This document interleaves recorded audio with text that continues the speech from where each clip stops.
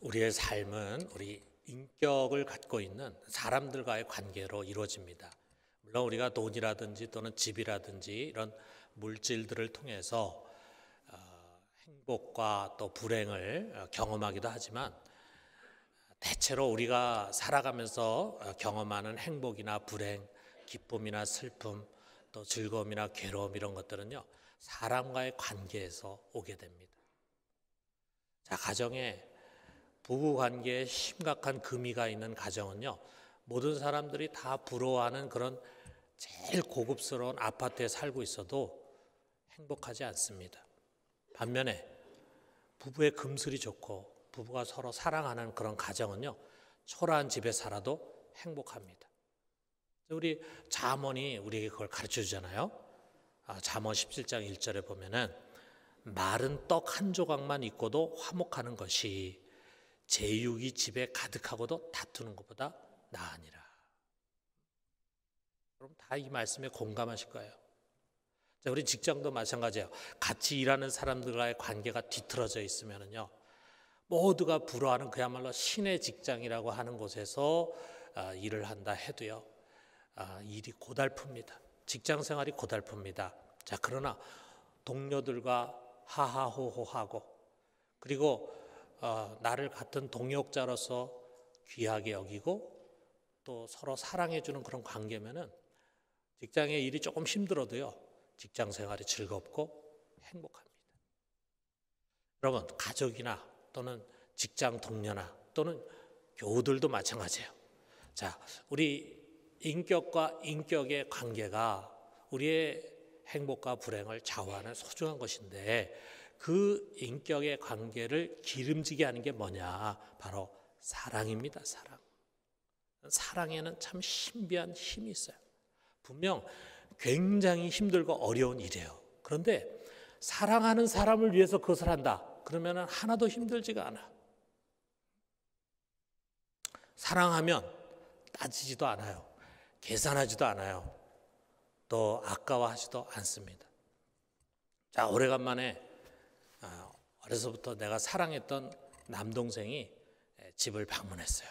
그래서 저녁 식사를 맛있게 차리기 위해서 저녁 장면하기 위해서 마트에 갔는데 가격표 보지도 않고 제일 좋은 것만 카트에 담아. 뭐 평소에는 그런 한우 우리는 먹지도 않는데 가서 한우도 제일 좋은 등급으로 사가지고 옵니다. 사랑하는 동생이 왔으니까 제일 좋은 음식으로 좀 먹이고 싶은 거예요. 자, 그런데 그 다음 주에 또 시동생이 왔어. 똑같이 저녁을 준비하려고 마트에 갔습니다. 그런데 집어드는 것마다 왜 이렇게 비싼지 몰라. 가격표가 먼저 눈에 띄고 이렇게 비싼 거.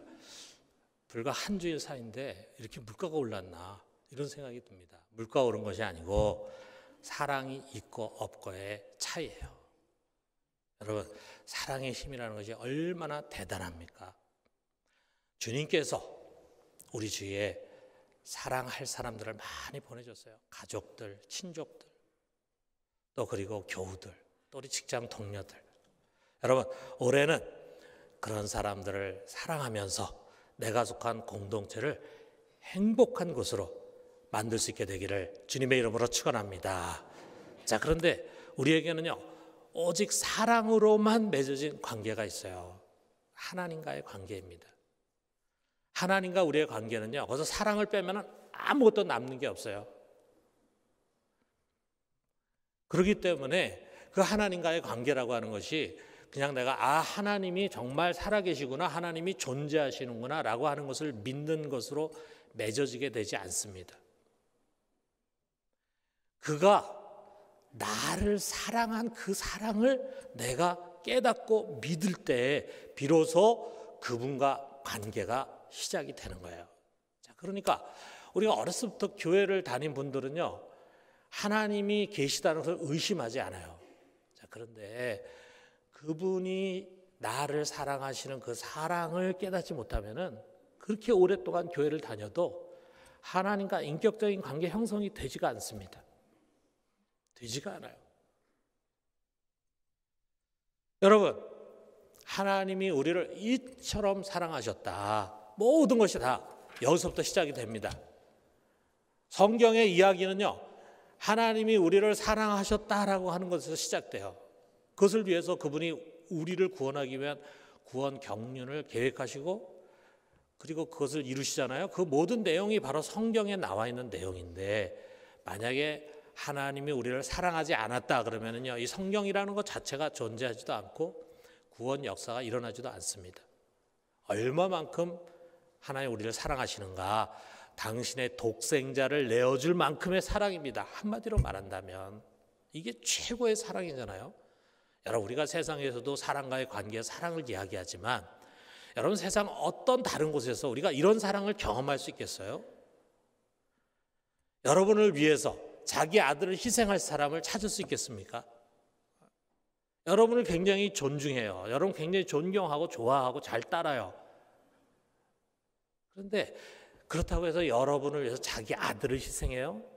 그거는 있을 수 없는 일입니다. 아들은 차치하고 여러분을 위해서 자기의 재산의 일부를 희생할 사람을 만나는 것도 쉬운 일이 아니에요.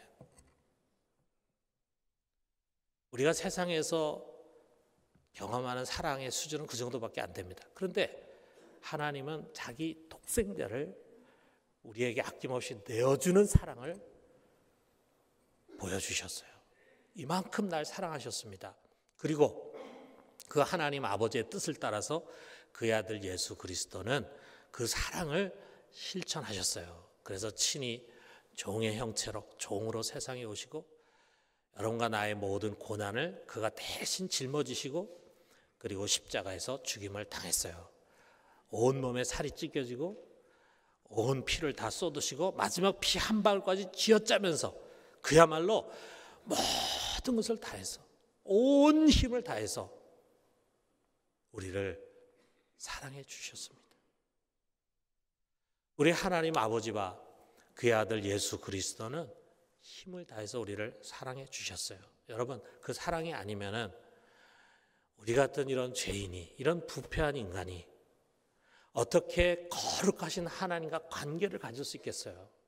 어떻게 그를 우리 안에 모시고 그분을 만나서 예배를 드리고 그리고 더 나아가서는 어떻게 우리가 그런 분을 아빠, 아버지라고 부를 수 있겠어요? 우리가 하나님의 마음에 드는 행위를 해서가 절대로 아니고 하나님이 우리를 일방적으로 사랑해 주셨기 때문입니다. 우리 그리스도인은요, 이미 이런 주님의 깊고 오묘한 사랑을 넘치도록 받은 사람들입니다. 자, 우리 그런 사랑을 베푸신 우리 주님께서 우리에게 원하는 것은 오직 하나입니다. 우리 하나님 우리에게 물질을 원하겠어요? 하나님 모든 물질의 주인 되시는데 우리에게 돈을 원하겠어요? 모든 재물의 주인 되시는데 그분은 우리에게 물질을 원하고 재물을 원하고 시간을 원하는 게 아닙니다. 그분이 우리에게 원하는 것은 딱 하나예요. 사랑. 내가 너를 이 세상 만물보다, 아니 내 자신보다도 더 사랑했는데 너도 나를 사랑하느냐? 내 주위의 사람들보다 내 소유, 내가 소유한 모든 것보다도 나를 더 사랑하느냐? 주님 이것을 끊임없이 우리에게 물으십니다. 요구하십니다. 여러분, 우리 예수님께서 제자들 제일 마지막으로 가진 장면이 요한복음에 소개되잖아요. 부활하시고 난 다음에 승천하시기 전에 제자들과 함께 만나서 식사하시면서 모든 제자들, 이후에 예수를 믿게 될 제자들, 우리들까지 포함해서 모든 사람들을 대표해서 그의 수제자 베드로에게 묻습니다. 네가 나를 사랑하느냐? 이것을 3번이나 반복해서 물으셨어요. 무엇을 말씀하고자 합니까? 여러분, 하나님과 우리 사이의 관계는요, 사랑이 전부입니다. 사랑. 우리가 해야 할 일은 예배드리고 헌금 드리고 전도하고 교회 봉사하고 또 이웃을 섬기고 하는 그런 거 아닙니다. 우리가 해야 할 일은 오직 하나, 주님을 사랑하는 것입니다. 다른 거 아무리 잘해도 주님 사랑하지 않으면 소용없어요. 여러분, 우리 결혼하신 분들 많이 있는데 우리 아내가 해야 할 일이 뭡니까? 물론 출근하는 남편 와이셔츠 잘 데려줘야죠. 또 아침 식사, 저녁 식사 잘 준비해서 건강을 잘 챙겨줘야죠. 그러나 그것이 아내의 일이 아닙니다. 아내가 해야 할 일은 무엇인가? 남편을 사랑하는 것입니다. 하나님이 아내를 세우시고 남편을 세우셔서 서로 만나게 한 것은요, 서로 사랑해서 한 몸을 이루라고 하신 거예요. 여러분, 남편에게 아내로서 해야 할 일을 충실하게 잘해. 누가 보더라도 현모양처 같은 그런 여자예요. 그런데 남편을 사랑하지 않을 수 있어요.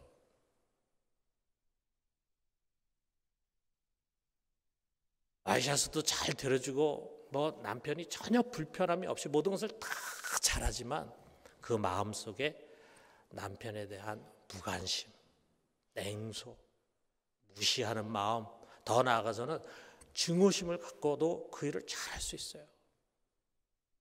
여러분, 우리가 주님에 대해서도 마찬가지입니다. 우리가 예배도 잘 드립니다. 봉사도 열심히 합니다. 그런데 사랑하지 않을 수 있어요. 그럴 수 있습니다.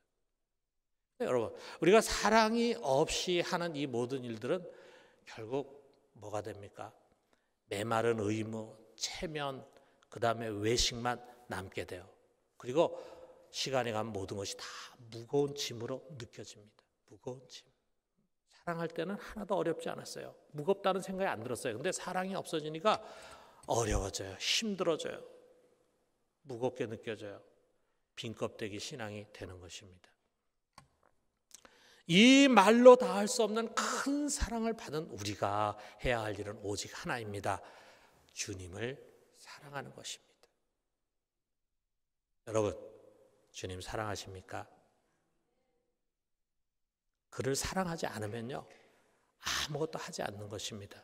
여러분, 바울이 이렇게 얘기했어요. 고린도전서 16장 22절에 보니까 만일 누구든지 주를 사랑하지 아니하면 저주를 받을지어다. 무슨 말 아닙니까? 저주를 선포하잖아요. 어떤 사람 저주를 선포합니까? 죄 짓고 나쁜 짓 하고 주님을 열심히 섬기지 않는 사람에게 대한 저주 선포가 아니라 주를 사랑하지 않는 자. 자, 여러분, 우리 주님을 사랑하지 않으면요, 신앙이 아니라는 말이에요. 더 나아가서 존재할 가치가 없다는 그런 말이에요. 여러분, 이 시간 오늘 이 말씀 앞에서 우리가 다시 한번 우리 자신을 돌아보고 올해 무엇보다도 우리 이처럼 사랑하신 주님을 진정으로 사랑할 수 있게 되기를 주님의 이름으로 축원합니다. 자, 이렇게 아멘을 하신 분들은요, 이제 주님의 말씀에 귀를 기울여야 돼요. 자, 우리가 그분을 정말 사랑한다면 어떻게 해야 되는가? 진정 주님을 사랑한다면 어떤 결과의 모습으로 나타나는가? 그것이 오늘 우리가 읽은 이 본문의 핵심이에요. 먼저 우리가 지난주에 읽었던 본문부터 이게 하나의 큰 단락이 되는데, 그 단락의 초두에 나오는 말씀을 우리가 보면은 15절 상반절에 이렇게 말씀하십니다. 너희가 나를 사랑하면 나의 계명을 지키리라. 우리가 주님을 사랑한다면 삶에서 마땅히 드러나는 현상이 있다 이거죠. 뭡니까? 그분의 입에서 나온 계명, 그분의 입에서 나오는 말씀을 우리가 귀하게 여겨요. 그리고 그것을 지키려고 노력해. 주님을 사랑하면 그렇다 이거예요. 자, 이런 말씀이 23절에 그대로 또 반복됩니다. 23절 상반절에 보니까 사람이 나를 사랑하면 내 말을 지키리니 그랬어요. 날 사랑하면 내 말 지키게 돼 있다. 근데 한 걸음 더 나아가서 더 강하게 말씀하십니다. 21절 상반절 보니까 나의 계명을 지키는 자라야 나를 사랑하는 자니. 말로만 사랑? 아니야. 정말 나를 사랑하면은 내 계명을 지키게 돼 있어. 내 계명을 지키는 게 그것이 나에 대한 사랑의 표징이야. 주님 말씀하십니다. 거꾸로 하면 무슨 얘기입니까? 계명 지키지 않으면 사랑하지 않는다는 거죠. 자, 그게 오늘 우리가 읽은 이 본문의 결론이에요. 24절에 보니까 나를 사랑하지 아니하는 자는 내 말을 지키지 아니하나니 너희가 듣는 말은 내 말이 아니요 나를 보내신 아버지의 말씀이니라. 여러분, 우리가 신앙생활하고 살아가면서 우리 자신을 가만히 관찰해 보면은요, 정말 주님의 말씀을 가볍게 여길 때가 있어요. 이거 주님이 원하지 않는 것임에도 불구하고 너무 쉽게 우리가 그것을 범해요. 주님이 우리에게 주신 계명을 너무 쉽게 저버려요. 자, 그런 이유가 뭘까? 우리 속에 주님에 대한 사랑이 식어버렸어요. 어떻게 보면 그것이 내가 과연 주님을 사랑하는가 아니면 사랑하지 않는가에 대한 하나의 바로미터 같아. 표징과 같아. 판단 기준과 같아. 벌써 우리가 주님에 대한 사랑이 식어버리면 그분의 말씀을 가볍게 여깁니다. 마치 해도 되고 안 해도 되는 것처럼. 이번에 잠깐 그것을 어기고 나중에 회개하고 돌아와서 바르게 서지 뭐. 이런 방종의 마음을 갖게 됩니다. 이것은 주님을 사랑하지 않는 것뿐만이 아니라 그를 보내신 아버지를 사랑하지 않는 거다. 왜? 그분이 우리에게 주신 이 계명들은 그를 보낸 하나님의 계명이기 때문에요. 하나님의 말씀이에요. 온 세상을 친히 창조하시고 다스리시고 인간의 생사복을 주장하시고 우리를 죽일 수도 있고 살릴 수도 있는 권세를 가지신 그 어미하신 하나님의 말씀인데 우리가 그 말씀을 가볍게 생각해. 그분을 사랑하지 않기 때문에. 자, 이 모든 말씀을 종합하면은 마치 주님께서 우리를 보고 이렇게 말씀하시는 것 같습니다. 김 집사야, 내가 너를 이처럼 사랑했잖아. 그리고 그렇게 사랑하고 있잖아. 너도 나를 사랑하지? 그러면 내가 네게 한 말, 나의 계명을 잘 지키는 거야. 내 말을 그렇게 쉽게 내던지고 나의 계명을 그렇게 가볍게 대한다면 어찌 나를 사랑한다고 할 수 있겠니? 자, 어떻습니까, 여러분? 주님의 이 말씀에 동의하지 않습니까? 당연한 말씀 아니겠어요? 오늘 여기 성경에서 반복해서 주시는 말씀은 지극히 당연한 말씀 아니겠어요? 여러분, 우리 사람과 사람 사이도 마찬가지예요. 우리가 사랑한다는 말을 수없이 해요. 그리고 애정 표현도 잘해요. 자, 그런데 사랑한다고 말하는 상대방의 말을 전혀 들으려고 하지 않고 경청하지도 않고 그리고 그가 요청한 것을 쉽게 무시하는 그런 자세라면요, 그건 과연 사랑하는 것입니까? 자, 아내가 남편에게 말합니다. 여보, 내가 TV를 보고 있을 때 당신 채널을 좀 제발 임리로 돌리지 말아요. 그 에티켓이잖아요, 에티켓. 부인이 지금 재밌게 뭘 보고 있는데 뭐 요청도 안 하고 그냥 채널을 막 돌리면은 그거 좀 무례한 거잖아요. 그냥 그걸 부탁합니다. 자, 그런데 그 아랑곳 하지도 않고 남편이 탁 해서 씻고 그 다음에 거실에 들어 탁 소파에 앉자마자 제일 먼저 이 리모컨을 딱 드는 거죠. 그래서 앞에서 하는 게 자기한테 마음에 안 드는 거지. 그래가지고 착착 돌려가지고 자기 마음에 드는 걸 찾아. 여러분, 이 사람이 하루에 10번 사랑한다고 아무리 얘기한다 해도 사랑하는 겁니까? 반면에 어떤 사람은요, 자기가 사랑하는 여자가 담배 연기를 싫어해. 자기는 담배 연기 싫어한다고 얘기해. 그러니까 자기가 10년 동안 피워온 담배를 한순간에 끊어버렸습니다. 10년 동안 담배를 피웠으면 인도 박히고 담배를 얼마나 사랑하겠습니까? 아침에 담배 사랑하는 사람은 아침에 일어나면 제일 먼저 더듬더듬 해가지고 담배를 찾아가지고 그 불을 붙여가지고 먼저 이렇게 문다 그러잖아요. 우리 예수님 사랑하는 사람은 아침 먼저 일어나면은 주님 하면서 기도하고 말씀 보는데 담배 사랑하는 사람은 그 담배부터 찾아. 자, 그런 정도로 사랑하는 사람인데 그 담배를 끊어버렸어요. 왜? 담배보다 여자를 더 사랑하기 때문에. 그 여자가 담배 연기 싫어한다 이거야.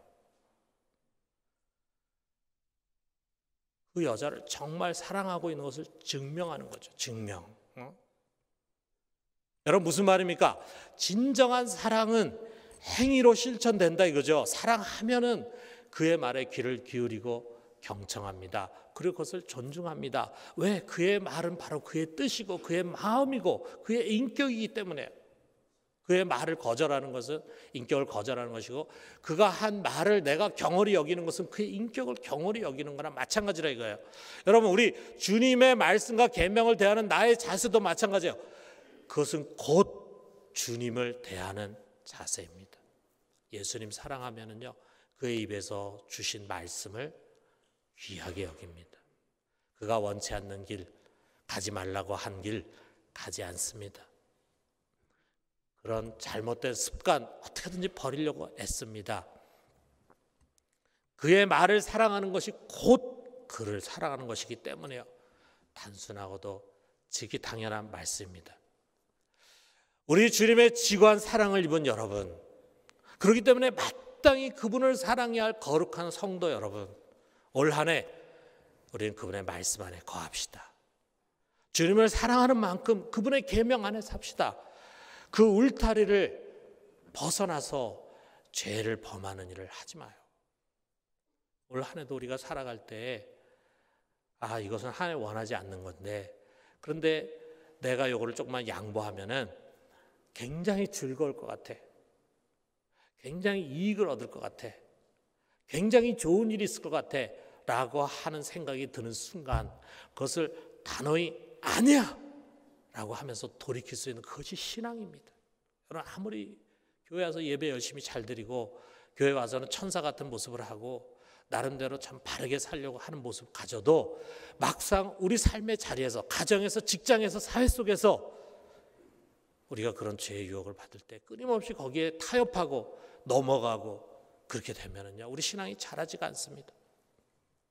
여러분, 올 한 해 우리 나쁜 짓을 저지르지 맙시다. 불의한 일을 택하지 맙시다. 탐욕을 쫓아서 부정한 일에 동참하지 맙시다. 자신의 목적을 위해서 거짓말을 만들고 거짓의 종이 되지 맙시다. 미움과 증오, 심지어는 폭력의 도구가 되지 맙시다. 사치와 쾌락의 노예가 되지 말고 음란과 방탕의 길을 걸어가지 맙시다. 여러분, 주님의 명예예요. 로마서 6장 12절 13절에 보니까 이렇게 말씀합니다. 그러므로 너희는 죄가 너희 죽을 몸을 지배하지 못하게 하여 몸의 사욕에 순종하지 말고, 또 너희 지체를 불의의 무기로 죄에게 내주지 말고, 오직 너희 자신을 죽은 자 가운데서 다시 살아난 자 같이 하나님께 드리며 너희 지체를 의의 무기로 하나님께 드리라. 그렇습니다. 우리가 의의 도구가 되기를 원하는 게 우리 주님의 뜻이잖아요. 올 한 해 우리가 주님의 의의 도구로 좀 쓰임 받아요. 진실과 정직을 택하고 경건과 의를 쫓고 선한 일과 선한 사업에 부유한 사람이 됩시다. 그리고 사랑과 용서와 긍휼의 도구로 쓰임을 받읍시다. 여러분, 이처럼 우리가 그분의 계명을 귀하게 여기고 그것을 쫓아가고 그럴 때 하나님 주시는 특별한 축복이 있어요. 그것이 오늘 이 본문에 담겨져 있어요. 21절 하반절에 보니까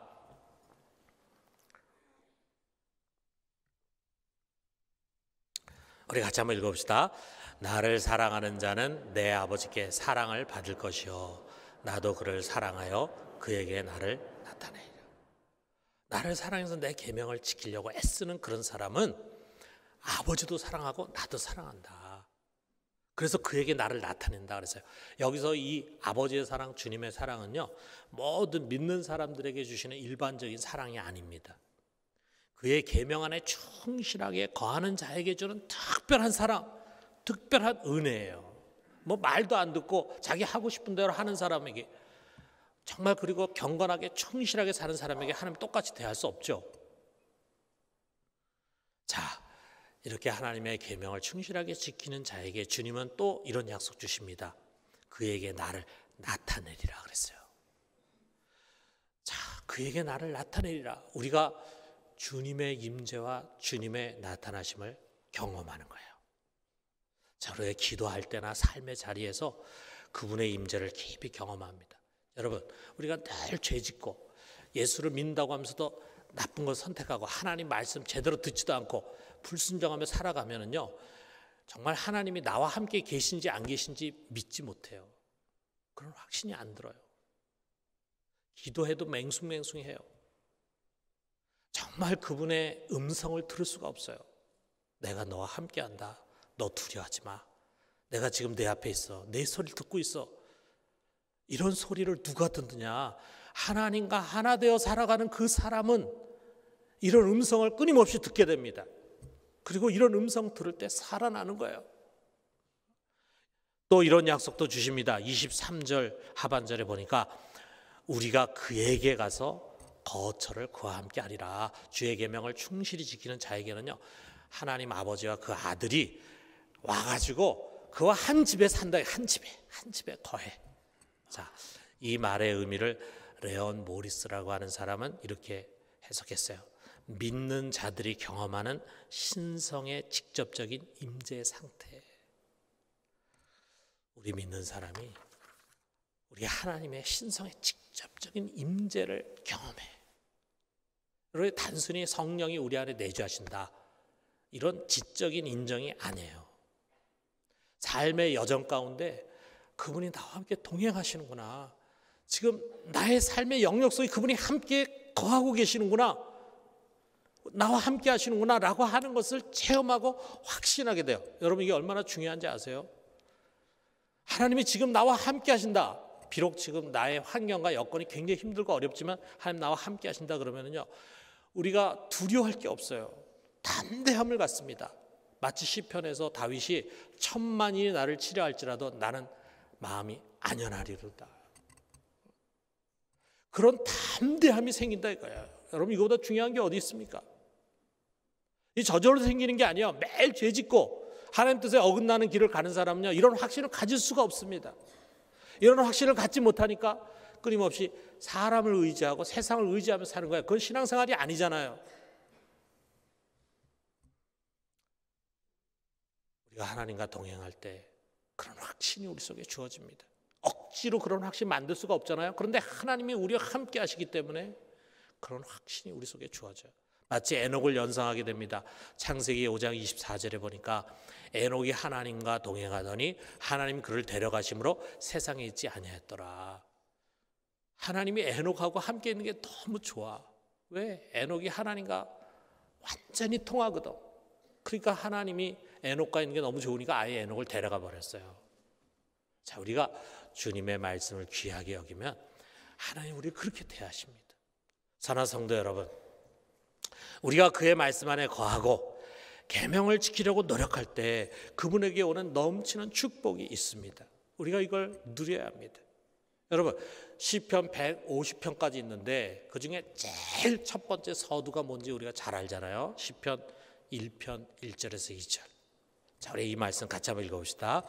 복 있는 사람은 악인의 길을 따르지 아니하고 죄인의 길에 서지 아니하며 오만한 자들의 자리에 앉지 아니하고 오직 여호와의 율법을 즐거워하여 그의 율법을 주야로 묵상하는 자로다. 누가 복 있는 사람이냐? 누가 하나님의 축복을 받는 사람이냐? 악인의 길에, 죄인의 길에, 오만한 자의 자리에 앉지 않고 하나님의 말씀을 즐거워하고 하나님 말씀을 사랑해. 그 말씀대로 행하려고 노력하고 애써. 그런 사람 하나님이 큰 은혜와 축복으로 함께 하신 특별한 사랑, 특별한 은혜를 주신다는 것을 오늘 말씀에서 약속합니다. 그러므로 사랑하는 성도 여러분, 주님 안에, 그분의 말씀 안에 거합시다. 우리 1년 동안 여러분, 성도가 꼭 해야 하는 일, 그 일을 충실하게 합시다. 여러분, 우리 성도가 해서는 안 되는 일, 그 일은 결코 하지 맙시다. 우리가 그의 계명을 철저하게 지키겠다고 결단하면은요, 우리 속에 오신 보혜사 성령이 그렇게 할 수 있도록 막 도와주십니다. 우리 힘으로는 때로 연약해 쓰러지지만 성령께서 할 수 있도록 힘 주시고, 또 우리 주위에 그런 여건도 허락하시고 그런 사악한 유혹들도 물리쳐 주시고, 그렇게 해서 우리로 하여금 주님의 말씀 안에 거할 수 있도록 도와주십니다. 그러므로 우리가 한 해를 시작하면서 먼저 우리 속에 있는 죄를 멀리 내던집시다. 여러분, 죄와의 전쟁을 선포합시다. 그리고 주님의 뜻 안에 충실하게 거합시다. 그래서 그의 계명을 지키는 자에게 주시는 이 귀한 축복을 누리는 복된 한 해가 되기를 주님의 이름으로 축원합니다.